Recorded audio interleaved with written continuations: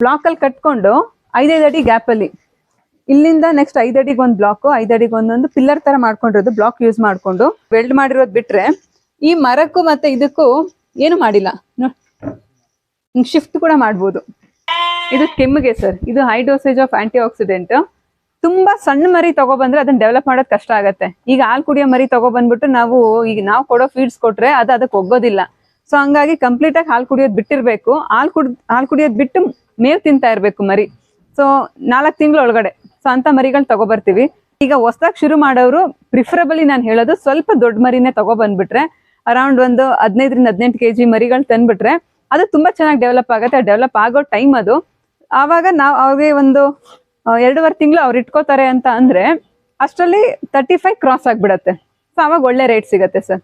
ಒಂದ್ ಮರಿ ಮೇಲೆ ಒಂದು 1500 to 2000 ವರೆಗೂ ಸಿಗತ್ತೆ ಸರ್. ನಾವು ಮರಿ ಬಂದು ಕೂಕನಪಲ್ಲಿ ಇಲ್ಲ ಗೌರಿಬಿದನೂರು ಆ ಭಾಗದಿಂದ ನಾವು ಮರಿಗಳನ್ನ ತರ್ತೀವಿ. ಸೊ ಮರಿ ಯಾವ ತರ ಸೆಲೆಕ್ಷನ್ ಮಾಡಬೇಕು ಅನ್ನೋದನ್ನ ನಿಮ್ಗೆ ಇವಾಗ ತೋರಿಸ್ತೀನಿ ಸರ್. ಇದು ಕೆಂಗುರಿ, ಇದೆಲ್ಲ ಸ್ವಲ್ಪ ನಾರ್ತ್ ಕರ್ನಾಟಕದು. ಸೊ ಆ ಸೈಡ್ಗೆ ಇದು ನಾಟಿ ಗ್ರೋತ್ ತುಂಬಾ ಚೆನ್ನಾಗಿದೆ ಇದಕ್ಕಿಲ್ಲಿ. ಸೊ ಮತ್ತೆ ಇದು ಮೀಟ್ ಪರ್ಪಸ್ಗೆ ತುಂಬಾ ಡಿಮ್ಯಾಂಡ್ ಇದೆ. ಸೊ ಕಂಪ್ಯಾರಿಟಿವ್ಲಿ ಬೇರೆ ಕುರಿಗಳ ಅಥವಾ ಮೇಕೆಗಳಿಗೆ ಕಂಪೇರ್ ಮಾಡಿದ್ರೆ ಇದರಲ್ಲಿ ಮೀಟ್ ತುಂಬಾ ಒದಗತ್ತೆ ಅಂತ ಅಂದ್ಬಿಟ್ಟು ಇದನ್ನ ಸುಮಾರು ಕಡೆ ಪ್ರಿಫರ್ ಮಾಡ್ತಾರೆ. ಒಂದು 65 ಮರಿಗಳಿದೆ ಸರ್ ಈಗ. ಇದನ್ನ ಗೌರಿಬಿದನೂರು ಸಂತೆ, ಕೂಕನಪಲ್ಲಿ ಸಂತೆ, ಸೊ ಅಲ್ಲಿಂದಾನೇ ತಗೋಬರೋದು. ಸೊ ಇದು 2 ರಿಂದ 2.5 ತಿಂಗಳು ಬ್ಯಾಚ್ ವೈಸ್ ಅಲ್ಲಿ ಮಾಡ್ತಾ ಇರೋದು ಇದನ್ನ. ಇದು ಆಲ್ರೆಡಿ ಈಗ ತಗೊಬಂದು 13ನೇ ವಾರ ಆಯ್ತು. ನಿಮ್ಗೆ ಇದರಲ್ಲಿ ಪ್ರಾಫಿಟ್ ಬರ್ತಾ ಇದೆಯಾ ಸರ್? ಅದು ಡಿಪೆಂಡ್ಸ್ ಆನ್ ಸೀಸನ್. ಸೊ ಕೆಲವೊಂದ್ಸರಿ ಮಾರ್ಕೆಟ್ ಇರೋದಿಲ್ಲ, ಅವಾಗ ನಮ್ಗೇನೆ ತುಂಬಾ ಕಡಿಮೆಗೆ ಸಿಗತ್ತೆ. ನಾವು ಕಡಿಮೆಗೆ ತಗೊಬಂದು ಸಾಕಿ ನಾವು ಕೊಡೋ ಟೈಮ್ಗೂ ಕೂಡ ಮಾರ್ಕೆಟ್ ಇರೋದಿಲ್ಲ ಅಂತ ಅಂದ್ರೆ ಅವಾಗ ಮಿನಿಮಮ್ ಪ್ರಾಫಿಟ್ ನೋಡ್ಬೇಕಾಗತ್ತೆ. ಸೊ ಕೈಯಿಂದ ಕಳ್ಕೊಳ್ಳೋದಂತೂ ಇರೋದಿಲ್ಲ, ಮಿನಿಮಮ್ ಪ್ರಾಫಿಟ್ ಸಿಗತ್ತೆ. ಅದೇ ನೀವು ಮಾರ್ಕೆಟ್ ಇರುವಾಗ ನೀವು ತಗೊಬರ್ತೀರಾ ಅಂತ ಅಂದ್ರೆ ಮರಿ ಮೇಲೆ ಒಂದು 500 ರಿಂದ 600 ಜಾಸ್ತಿ ಕೊಟ್ಬಿಟ್ರು ಸರ್ ಸ್ವಲ್ಪ ಚೆನ್ನಾಗಿರೋ ಮರಿ ತಗೊಬಂದ್ರೆ ಅದು ತುಂಬಾ ಚೆನ್ನಾಗಿ ಡೆವಲಪ್ ಆಗುತ್ತೆ. ಸೊ ಡಿಪೆಂಡ್ಸ್ ಆನ್ ವೇಟ್ ನಮಗೆ ರೇಟ್ ಸಿಗೋದು. ಮೇಡಮ್, ಇದು ಒಂದ್ ಮರಿ ಎಷ್ಟು kg ವರೆಗೂ ಬರುತ್ತೆ ಸರ್? ಇದು ನಾವು ಈಗ ಮಾಡಿರೋದು ಇದು 4ನೇ ಬ್ಯಾಚು. ಸೊ ನಮಗೆ 40 ಮೇಲೂ ಕ್ರಾಸ್ ಆಗ್ಬಿಟ್ಟಿದೆ ಸರ್. 35 to 40 ಬಂದ್ಬಿಡತ್ತೆ. ಮಾರ್ಕೆಟಿಂಗ್ ಅಲ್ಲಿ ಹೆಂಗ್ ಮಾಡ್ತೀರಾ? ಇಲ್ಲೇ ಬಂದು ತಗೊಂಡ್ ಹೋಗ್ತಾರಾ ಹೆಂಗೆ? ಇಲ್ಲ ಸರ್, ಈಗ ನಾವು ಆಲ್ರೆಡಿ ಈಗ 4 ವರ್ಷದಿಂದ ಮಾಡ್ತಾ ಇರೋದ್ರಿಂದ ಸೊ 2 ವರ್ಷ ನಾವು ನೆಲದಲ್ಲೇ ಬಿಟ್ಕೊಂಡು ಸಾಕ್ತಾ ಇದ್ವಿ. ಇದೆಲ್ಲ ಅಟನ್ಗೆ ಮಾಡಿ ಇವಾಗ 1.5-2 ವರ್ಷ ಆಗಿದೆ ಅಷ್ಟೇ.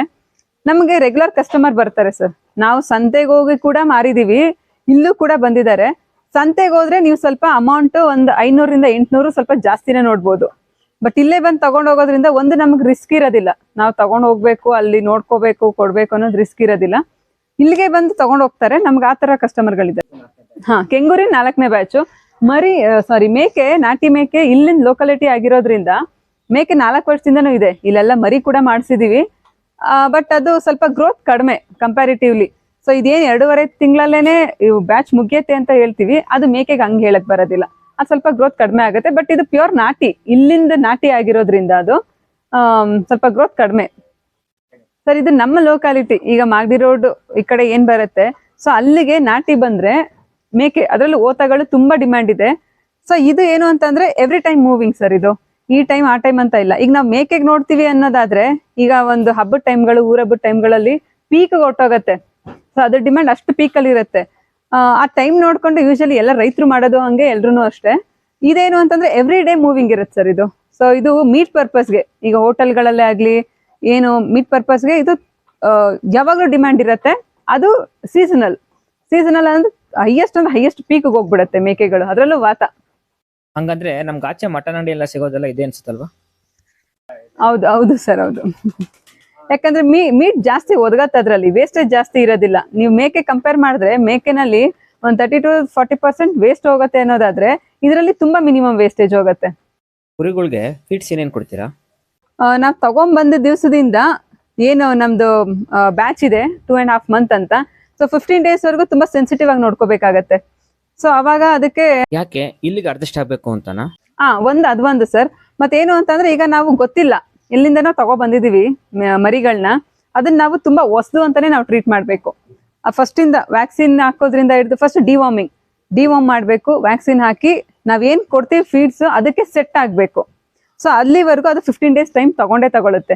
ಸೊ ಅದಾದ್ಮೇಲೆ ನೆಕ್ಸ್ಟ್ 3ನೇ ವಾರದಿಂದ ಏನ್ ಕೊಡ್ತೀವಿ ಅದು ರ್ಯಾಪಿಡ್ ಆಗಿ ಗ್ರೋತ್ ಆಗುತ್ತೆ ಸರ್. ಇದು ಕಾನ್ಸಂಟ್ರೇಟೆಡ್ ಫೀಡ್ಸ್. ಸೊ ಇದರಲ್ಲಿ ಜೋಳ, ಫೀಡ್ಸ್ ಮತ್ತೆ ಹಿಂಡಿ, ಕಡಲೆಕಾಯಿ ಹಿಂಡಿ ಯೂಸ್ ಮಾಡ್ತಾ ಇದೀವಿ ನಾವು. ಹತ್ತಿ ಹಿಂಡಿ ಕೂಡ ಯೂಸ್ ಮಾಡ್ತಾರೆ ಅವ್ರ ಜಾಗದಲ್ಲಿ ಅವೈಲೇಬಲ್ ಇದ್ರೆ. ಇದನ್ನ 3 ಮಿಕ್ಸ್ಚರ್ ಮಾಡ್ಕೊಂಡು ಇದನ್ನ ಬೆಳಗ್ಗೆ ಟೈಮ್ ಕೊಡ್ತೀವಿ ಸರ್. ಸೊ ನಾನು ಏನ್ ಹೇಳಿದೆ 15 ಡೇಸ್ ಯಾವ ತರ ನೋಡ್ಕೋಬೇಕಂತ, ಆಗ 1 ಟೈಮ್ ಕೊಡ್ತೀವಿ. ಸೊ ಬೆಳಗ್ಗೆ ಒಂದು 7 ಗಂಟೆ ಅಷ್ಟರಲ್ಲಿ ಈ ಫೀಡ್ಸ್, ಇದಕ್ಕೆ ನಾವು ಬ್ರೂಟೋನ್ ಅಂತ ಒಂದು ಟಾನಿಕ್ ಆಡ್ ಮಾಡ್ತೀವಿ ಸರ್. ಅದು ಲಿವರ್ ಟಾನಿಕ್.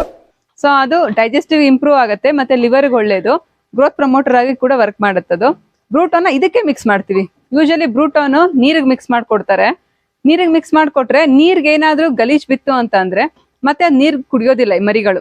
ಸೊ ಹಂಗಾಗಿ ವೇಸ್ಟೇಜ್ ಜಾಸ್ತಿ ಆಗುತ್ತೆ. ನಾವು ಫೀಡ್ಸ್ಗೆ ಮಿಕ್ಸ್ ಆಗಿರೋದ್ರಿಂದ ಫೀಡ್ಸ್ ಅಲ್ಲಿ ಏನು ವೇಸ್ಟ್ ಆಗೋದಿಲ್ಲ. ಸೊ ಹಂಗನ್ಬಿಟ್ಟು ನಾವು ಬ್ರೂಟೋನ್ನ ಇದಕ್ಕೆ ಮಿಕ್ಸ್ ಮಾಡ್ತೀವಿ ಫೀಡ್ಸ್ಗೆ. ಇದು ಬೆಳಗ್ಗೆ 7 ಗಂಟೆಗೆ ಕೊಟ್ಬಿಡ್ತೀವಿ. ಸೊ 11 ಗಂಟೆಗೆ ರಾಗಿ ಹುಲ್ ಕೊಡ್ತೀವಿ. ಸೊ ಮತ್ತೆ ಸಂಜೆಗೆ ನಮ್ಮ ಹತ್ರ ಒಟ್ಟಿದೆ ಸರ್, ಹುರುಳಿ ಹೊಟ್ಟು ಸಿಕ್ಕಿದೆ. ಸೊ ಬೇರೆ ಕಡೆ ಕಡಲೆ ಬಡ್ಡಿ ಅಂತ ಹೇಳ್ತಾರೆ, ಅದು ಸಿಕ್ಕಿದ್ರು ಕೂಡ ಅದನ್ನು ಹಾಕೋತಾರೆ. ಸೊ ನಮ್ಗೆ ಇಲ್ಲಿ ಸಿಗೋ ಅಂತದ್ದು ರಾಗಿ ಹುಲ್ಲು ಮತ್ತೆ ಹುರುಳಿ ಹೊಟ್ಟು ಸಿಗತ್ತೆ. ಸೊ ಅದನ್ನ ಬೆಳಗ್ಗೆ, ಮಧ್ಯಾಹ್ನ, ಸಂಜೆ 3 ಟೈಮ್ ಕೊಡ್ತೀವಿ. ಇದು 15 ಡೇಸ್ಗೆ, 15 ದಿವಸದಲ್ಲಿ. ನೆಕ್ಸ್ಟ್ ಈಗ ಮರಿ ಎಲ್ಲ ಸೆಟ್ ಆಯ್ತು 15 ದಿವಸಕ್ಕೆ. ಸೊ ನೆಕ್ಸ್ಟ್ ನಾವು 3ನೇ ವಾರದಿಂದ 8, 10ನೇ ವಾರದವರೆಗೂ 4 ಟೈಮ್ ಫುಡ್ ಕೊಡ್ತೀವಿ. ಬೆಳಗ್ಗೆ ಯೂಶಲಿ ಇದನ್ನೇ ಕೊಡೋದು. 11 ಗಂಟೆ ಅಷ್ಟರಲ್ಲಿ ಹುಲ್ ಕೊಡ್ತೀವಿ. ಮತ್ತೆ ಸಂಜೆ 4 ಗಂಟೆಗೆ ಕಾನ್ಸಂಟ್ರೇಟೆಡ್ ಫೀಡ್ಸ್. ಲಾಸ್ಟ್ ಸಂಜೆ 7 ಗಂಟೆ 8 ಗಂಟೆ ಒಳಗಡೆ ಹುರುಳಿ ಹೊಟ್ಟು ಹಾಕ್ತಿವಿ. ಅಲ್ಲಿಗೆ 4 ಫೀಡ್ಸ್ ಮುಗಿಯುತ್ತೆ ಒಂದಿನಕ್ಕೆ. ಸರ್ ಇದು ಫೀಡ್ಸ್ ಬಂದು ಕಾನ್ಸಂಟ್ರೇಟೆಡ್ ಆಗಿರತ್ತೆ. ಸೊ ಹಂಗಾಗಿ ನಾವು ತಂದಿದ್ ಮರಿಗಳಿಗೆ ಆಗಷ್ಟೇ ಅದು ತಾಯಿಯಿಂದ ಹಾಲು ಬಿಟ್ಟು ಮೇವು ತಿನ್ನಕ್ ಶುರು ಮಾಡಿರತ್ತೆ. ಸೊ ನಾವು ಆಲ್ ಆಫ್ ಎ ಸಡನ್ ಇಷ್ಟು ಕೊಟ್ರೆ ಅದಕ್ಕೆ ಡೈಜೆಸ್ಟ್ ಮಾಡ್ಕೊಳ್ಳೋಕೆ ಕಷ್ಟ ಆಗತ್ತೆ. ಸೊ ಹಂಗಾಗಿ ಇದ್ರ ಜೊತೆಗೆ ನಾ ಏನ್ ಹೇಳ್ದೆ ಲಿವರ್ ಟಾನಿಕ್ ಅದನ್ನೆಲ್ಲ ಕೊಟ್ಟು ಸೆಟ್ ಮಾಡ್ತೀವಿ. ಸ್ಟಾರ್ಟಿಂಗ್ ಸರ್ 200 ಗ್ರಾಮ್ಸ್, ಒಂದು ಮರಿಗೆ 200 ಗ್ರಾಮ್ಸ್ ಬರೋದ್ರಿಂದ ಶುರು ಮಾಡ್ತೀವಿ. ಸೊ ಅದರಲ್ಲಿ 40% ಜೋಳ ಇರುತ್ತೆ, 40% ಫೀಡ್ಸ್ ಇರುತ್ತೆ, ಮತ್ತೆ 20% ಹಿಂಡಿ ಆಡ್ ಮಾಡ್ಬೇಕಾಗತ್ತೆ. ಯಾಕಂದ್ರೆ ಎಲ್ಲ ಮಿಕ್ಸ್ಚರ್ ಕೊಡ್ಬೇಕಾಗತ್ತೆ. ಕಾರ್ಬೋಹೈಡ್ರೇಟ್ಸ್, ಪ್ರೋಟೀನ್ಸ್, ಮತ್ತೆ ಇದು ಹೈ ಪ್ರೋಟೀನ್ ಸರ್ ಹಿಂಡಿ ಬಂದು, ಇದು ಜೋಳ ಎಲ್ಲ ಕಾರ್ಬೋಹೈಡ್ರೇಟ್ಸ್. ಸೊ ಒಂದು ಬ್ಯಾಲೆನ್ಸ್ಡ್ ಆಗಿ ಕೊಡ್ಬೇಕಾಗಿರೋದ್ರಿಂದ 40-40-20 ರೇಷಿಯೋದಲ್ಲಿ ಫೀಡ್ಸ್ ಕೊಡ್ತೀವಿ. ಅದು 15 ದಿವಸದಲ್ಲಿ. ಸೊ ಆಮೇಲೆ ಪ್ರತಿ ವಾರ 2 ವಾರ ಆದ್ಮೇಲೆ 3ನೇ ವಾರಕ್ಕೆ 100 ಗ್ರಾಮ್ಸ್ ಜಾಸ್ತಿ ಸಾರಿ 3ನೇ ವಾರದಲ್ಲಿ 2 ಟೈಮ್ಸ್. ಈಗ ಏನ್ ಕೊಡ್ತೀರಾ 1/4 kg ಒಂದ್ ದಿವ್ಸಕ್ಕೆ, ಅದನ್ನ ಬೆಳಗ್ಗೆ ಸಂಜೆ 2 ಟೈಮ್ ಕೊಡ್ಬೇಕು. ಸೊ ಅವಾಗ ಅದು ಒಂದ್ ದಿವ್ಸಕ್ಕೆ 1/2 kg ಫೀಡ್ಸ್ ತಿನ್ನತ್ತೆ. ಸೊ ಮೊದಲನೇ 10 ದಿವಸದಲ್ಲಿ 1/4 kg ಫೀಡ್ಸ್ 1 ಟೈಮು, 3ನೇ ವಾರದಲ್ಲಿ 1/4 kg ಫೀಡ್ಸ್ 2 ಟೈಮು. ಸೊ 250 ಬೆಳಗ್ಗೆ, 250 ಸಂಜೆ. ಸೊ ನೆಕ್ಸ್ಟ್ 4ನೇ ವಾರದಲ್ಲಿ 100 ಗ್ರಾಮ್ಸ್ ಜಾಸ್ತಿ ಮಾಡ್ಕೋಬೇಕಾಗತ್ತೆ. ಸೊ 350 ಗ್ರಾಮ್ಸ್ ಆಗತ್ತೆ. ಬೆಳಗ್ಗೆ 350, ಸಂಜೆ 350. ನಾವು ಎಷ್ಟು ತಗೋತೀವಿ ಸೊ ಅದರಲ್ಲಿ 40-40-20 ರೇಷಿಯೋ ಮೇಂಟೈನ್ ಮಾಡೋದಂತ ತುಂಬಾ ಇಂಪಾರ್ಟೆಂಟ್.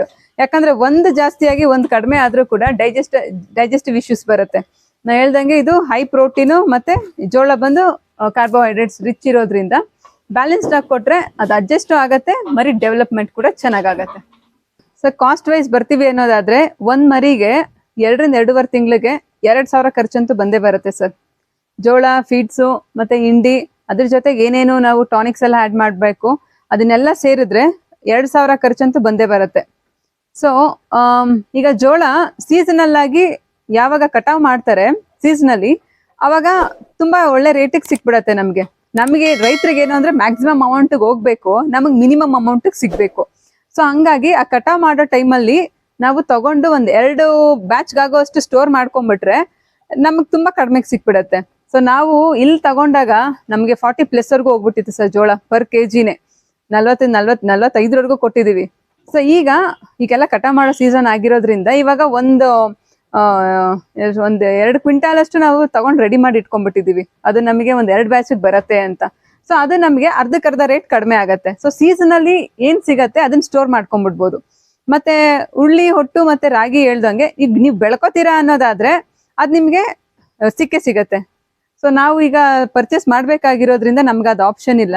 ಸೊ ನೀವೇ ಬೆಳ್ಕೋತೀರಾ, ಮೇವ್ಗಂತಾನೆ ಬೆಳ್ಕೋತೀರಾ, ಅಥವಾ ನೀವು ಹಾಕೊಂಡು ನೀವು ರಾಗಿ ಕೊಟ್ಕೊಂಡು ರಾಗಿ ಹುಲ್ನೆ ಅಥವಾ ಹೊಟ್ಟನ್ನ ನೀವು ಚೆನ್ನಾಗಿ ಕ್ಲೀನಾಗಿ ಸ್ಟೋರ್ ಮಾಡ್ಕೋಬೇಕು ಸರ್. ಸ್ಟೋರ್ ಮಾಡ್ಕೊಂಡ್ರೆ ಅದು ಒಂದು ಆಗತ್ತೆ. ಸೊ ಫೀಡ್ಸ್ ತುಂಬಾ ಕಾಸ್ಟ್ಲಿನೇ ಆಗತ್ತೆ ಕಂಪ್ಯಾರಿಟಿವ್ಲಿ. ಸೊ ಅದನ್ನ ನಾವು ಕಟ್ ಮಾಡ್ಕೋಬಹುದು ಅನ್ನೋದಾದ್ರೆ ನಾವು ಹೈಡ್ರೋಫೋಬಿಕ್ ಹಾಕೊಂಡಿದೀವಿ, ಯೂನಿಟ್ ಇದೆ. ಸೊ ಹೈಡ್ರೋಫೋಬಿಕ್ ಅದನ್ನ ಟ್ರಯಲ್ ಅಂಡ್ ಎರರ್ ನೋಡೋಣ ಅಂತ ಹೇಳ್ಬಿಟ್ಟು ಈಗ 2 ಕಡೆ ಬ್ಯಾಚ್ ಇರೋದ್ರಿಂದ ಈಗ ಆಲ್ರೆಡಿ ನಾವು ಇದನ್ನೇ ಕೊಟ್ಕೊಂಡ್ ಬಂದಿದೀವಿ. ಸೊ ನಮ್ಗೆ ಅನ್ನಿಸ್ತಾ ಇದೆ ಈಗ 2000ಗಿಂತ ಸ್ವಲ್ಪ ಕಡಿಮೆ ಮಾಡ್ಕೊಂಡ್ರೆ ನಮಗೆ ಪ್ರಾಫಿಟ್ ಎಲ್ಲ ಅಮೌಂಟ್ ನೋಡ್ಬೋದು ಅಂತ. ಸೊ ಹಂಗಾಗಿ ಹೈಡ್ರೋಫೋಬಿಕ್ ಹಾಕೊಂಡಿದೀವಿ. ಹೈಡ್ರೋಫೋಬಿಕ್ ಅಲ್ಲಿ ಒಂದು ಅಡ್ವಾಂಟೇಜ್ ಏನು ಅಂತಂದ್ರೆ ಇವಾಗ 1 kg ಧಾನ್ಯ ನಾವು ಇನ್ವೆಸ್ಟ್ ಮಾಡ್ತಾ ಇದೀವಿ ಅಂತ ಅಂದ್ರೆ ನಮಗೆ 6 to 7 kg ರೆಡಿ ಫಾರ್ಡರ್ ಸಿಗತ್ತೆ. ಸೊ ಹಂಗಾಗಿ ಅದು ಟ್ರಯಲ್ ಅಂಡ್ ಎರರ್ ನೋಡೋದಕ್ಕೆ. ಸೊ ಈ ಬ್ಯಾಚ್ ಅಲ್ಲಿ ನೋಡಿ ನಮ್ಗೆ ಇದು ವರ್ಕ್ ಆಯ್ತು ಅಂತ ಅಂದ್ರೆ ಇನ್ನ ಒಂದು ಒಳ್ಳೆ ಅಮೌಂಟ್ ಅಲ್ಲಿ ನಾವು ಅದನ್ನ ಹಾಕೋಬಹುದು. ಅದನ್ನ ಕೊಟ್ಟು ನೋಡ್ಬೇಕು. ಸೊ ನಮ್ಗೆ ಅಲ್ಲಿ ಅರ್ಧಕ್ಕರ್ಧ ಫೀಡ್ಸ್ ಅಮೌಂಟ್ ಕಟ್ ಆಫ್ ಆಗತ್ತೆ. ಸರ್ ಶೆಡ್ ಆಲ್ರೆಡಿ ರೆಡಿ ಇರೋದ್ರಿಂದ ನಾವು ಇದಕ್ಕೆ ಅನುಗುಣ ಆಗೋ ತರ ನಾವು ಇದು ಅಟ್ಟಣಿಗೆ ಮಾಡಿಸ್ಕೊಂಡಿರೋದು. ಸೊ ಈಗ ಕೆಲವೊಂದ್ ಕಡೆ ಹೆಂಗಾಗಿದೆ ಅಂದ್ರೆ ಒಬ್ರು ನಿಂತ್ಕೋಬಹುದು, ಸುಮಾರು ಒಂದು 8 ರಿಂದ 9 ಅಡಿ ಕೆಳಗಡೆನೆ ಬಿಟ್ಬಿಟ್ಟು ಅದ್ರ ಮೇಲ್ಗಡೆ ಶೆಡ್ ಮಾಡ್ಕೊಂಡು ಒಬ್ರು ಓಡಾಡೋಷ್ಟು ಮಾಡ್ಕೊಂಡಿರ್ತಾರೆ. ಸೊ ಆತರ ಮಾಡ್ಕೊಳಕ್ಕೆ ಆಗದೆ ಇರೋದ್ರಿಂದ ನಾವು ಒಂದ್ 2.5 ಅಡಿ ಹೈಟ್ ಅಲ್ಲಿ ಈ ತರ ಅಟ್ಟಣಿಗೆ ಮಾಡ್ಕೊಂಡಿರೋದು ಸರ್. ಈಗ ಆಲ್ರೆಡಿ ನಮ್ಗೆ ಹಿಂದ್ಗಡೆ ಅಲ್ಲಿ ಬನ್ನಿ ಸರ್, ಇಲ್ಲಿ ಆಲ್ರೆಡಿ ನಮ್ಗೆ ಇಲ್ಲಿ ಕಟ್ಟೆ ಇರೋದ್ರಿಂದ ಇಲ್ಲಿ ಗೋಡೆ ಇಷ್ಟು ಕಟ್ಟಿದ್ದಾರೆ, ಅದ್ರ ಮಧ್ಯದಲ್ಲಿ ಮೆಶ್ ಹಾಕಿರೋದು. ಸೊ ಇಲ್ಲಿ ಆಲ್ರೆಡಿ ನಮ್ಗೆ ಇಲ್ಲಿ ಗ್ಯಾಪ್ ಇರೋದ್ರಿಂದ ನಾವಲ್ಲಿ ಸಾರ್ವೆ ಮರ ಕೂರ್ಸ್ಕೊಂಡಿದೀವಿ. ಫುಲ್ ಲಾಕಲ್ಲಿ ಕಟ್ಕೊಂಡು 5 ಅಡಿ ಗ್ಯಾಪ್ ಅಲ್ಲಿ ಇಲ್ಲಿಂದ ನೆಕ್ಸ್ಟ್ 5 ಅಡಿಗೆ ಒಂದು ಬ್ಲಾಕ್, 5 ಅಡಿಗೆ ಒಂದೊಂದು ಪಿಲ್ಲರ್ ತರ ಮಾಡ್ಕೊಂಡಿರೋದು, ಬ್ಲಾಕ್ ಯೂಸ್ ಮಾಡ್ಕೊಂಡು ಅದ್ರ ಮೇಲೂ ಕೂಡ ನಾವು ಸಾರ್ವೆ ಮರನ ಇಟ್ಟಿರೋದು. ಸಾರ್ವೆ ಮರ ಇಟ್ಟು ಅದಕ್ಕೆ ಅಡ್ಡಲಾಗಿ ನೀಲಗಿರಿದು ಪಟ್ಟಿ ಹೊಡ್ಕೊಂಡಿರೋದು ರೀಪರ್ಗಳು. ಈ ಮರ ಏನು ಪ್ರಾಬ್ಲಮ್ ಆಗೋದಿಲ್ಲ. ಹೌದು ಸರ್, ನೀಲಗಿರಿ ಏನು ಅಂತಂದ್ರೆ ಇಲ್ಲಿ ಯಾವಾಗ್ಲೂ ಗಂಜಲ ಬೀಳೋದ್ರಿಂದ ಬೇರೆ ಮರಗಳಾದ್ರೆ ಬೆಂಡ್ ಬಂದ್ಬಿಡತ್ತೆ, ಮುರಿದೋಗೋ ಚಾನ್ಸಸ್ ಇರತ್ತೆ. ನೀಲಗಿರಿ ನಮ್ಗೆ 10 ವರ್ಷ ಗ್ಯಾರಂಟಿ ಸರ್. ಇದು ಏನು ಅಂತಂದ್ರೆ ತುಂಬಾ ಸ್ಟ್ರೆಂತ್ ಆಗಿರುತ್ತೆ, ನೀರ್ ಬಿದ್ದಷ್ಟು ಗಟ್ಟಿ ಆಗತ್ತೆ ಮರ. ಸೊ ಹಂಗಾಗಿ ಅದ್ ನೀಲಗಿರಿನೇ ಯೂಸ್ ಮಾಡ್ಬೇಕು ಅಂತ ನಾವು ಪ್ರಿಫರ್ ಮಾಡ್ತೀವಿ. ಸೊ ಮತ್ತೆ ಇನ್ನೊಂದು ಇಂಪಾರ್ಟೆಂಟ್ ಏನು ಅಂತ ಅಂದ್ರೆ ನಾವ್ ಯಾವ್ದು ಫಿಕ್ಸ್ ಮಾಡಿಲ್ಲ ಸರ್. ಇಲ್ಲಿ ಇದು ನೋಡ್ಬೋದು ಮಾಡಿರೋದ್ ಬಿಟ್ರೆ ಈ ಮರಕ್ಕೂ ಮತ್ತೆ ಇದಕ್ಕೂ ಏನು ಮಾಡಿಲ್ಲ. ಶಿಫ್ಟ್ ಕೂಡ ಮಾಡ್ಬೋದು. ಈಗ ಮರಿ ನಿಂತ್ಕೊಂಡ್ರೆ ಅದಕ್ಕೆ ಕರೆಕ್ಟ್ ಆಗಿರ್ಬೇಕು, ಮತ್ತೆ ಅದು ಮೇಲೂ ಕೂಡ ಹಾರ್ಕೊಂಡು ಬರೋ ಚಾನ್ಸಸ್ ಎಲ್ಲ ಇರಬಾರ್ದು. ಇದಕ್ಕೆ ಜಿಂಕ್ ಶೀಟ್ ಕೂಡ ಯೂಸ್ ಮಾಡ್ತಾರೆ. ಸೊ ನಾವಿಲ್ಲಿ ಒಂದು ಫೈಬರ್ ಶೀಟ್ ಯೂಸ್ ಮಾಡಿದೀವಿ. ಜಿಂಕ್ ಶೀಟ್ ಫಸ್ಟ್ ಯೂಸ್ ಮಾಡಿದ್ವಿ, ಬಟ್ ಅದು ಏನಾಗ್ತಾ ಇದೆ ಅಂತಂದ್ರೆ ಅದು ಯೂಸ್ ಮಾಡ್ತಾ ಮಾಡ್ತಾ ತೆಳುವಾಗಿ ಸೌದೋಗ್ತಾ ಇದೆ. ಸೊ ಹಂಗಾಗಿ ಇದೊಂದು ಫೈಬರ್ ಶೀಟ್ ಯೂಸ್ ಮಾಡಿದೀವಿ.